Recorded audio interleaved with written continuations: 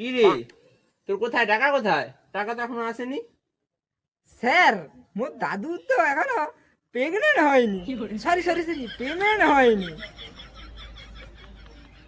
আচ্ছা আচ্ছা ঠিক আছে, যা বস, যা ওখানে গিয়ে বস, যা।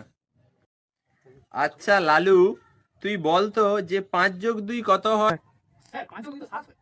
বাহ লালু বাহ, ঠিক আছে, খুব ভালো। আচ্ছা কানু, তুই এবারে বল দেখি x+y এর হোল স্কয়ারের সূত্রটা বল।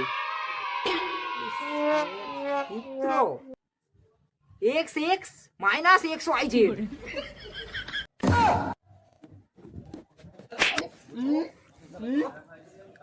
ওটা xy এর সূত্রটা?